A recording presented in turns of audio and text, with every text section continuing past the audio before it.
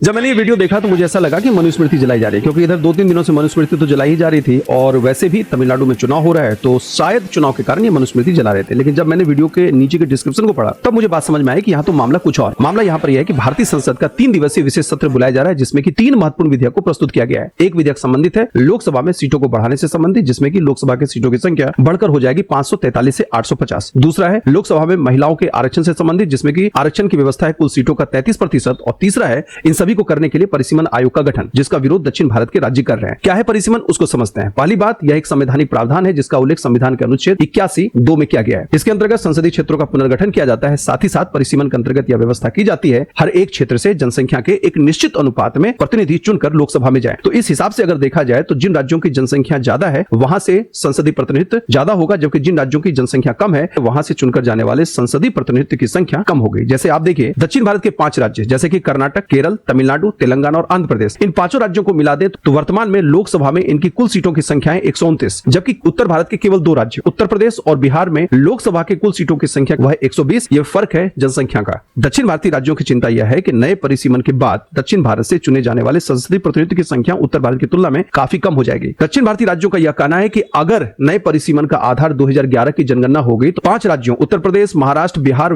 Waste Bengal और मध्य प्रदेश की जनसंख्या कुल जनसंख्या का 48.6% है। इसका मतलब है कि नए परिसीमन के बाद लोकसभा में कुल सदस्यों का लगभग 50% इन राज्यों से चुनकर जाएगा। जबकि दक्षिण राज्यों की बात करें तो दक्षिण के 5 राज्यों तमिलनाडु, तेलंगाना, आंध्र प्रदेश, कर्नाटक और केरल की जनसंख्या कुल जनसंख्या का मात्र 20% है। मतलब कि नए परिसीमन के बाद इनकी संख्या लोकसभा में काफी कम हो जाएगी उत्तर भारत की तुलना में। आंकड़े यहां तक बता रहे हैं कि अगर परिसीमन किया जाता है तो सीटों की संख्या कितनी बढ़ सकती है, तो उत्तर प्रदेश की सीटों की संख्या 80 से बढ़कर हो सकती है 120, जबकि बिहार में लोकसभा की सीटों की संख्या बढ़कर हो सकती है 40 से 70, जबकि केरला की बढ़ेगी मात्र 20 से 23 और तमिलनाडु की बढ़ेगी मात्र 39 से 50। तो यही वो आधार है जिस पर कि दक्षिण भारत के राज्य इस नए परिसीमन आयोग से संबंधित बिल का विरोध कर रहे हैं। उनका कहना है कि नए परिसीमन के बाद लोकसभा में दक्षिण भारतीय राज्यों का बोलबाला उत्तर भारतीय राज्यों की तुलना में काफी कम हो जाएगा। उत्तर भारतीय राज्यों से संबंधित मुद्दों को ज्यादा तवज्जो दी जाएगी।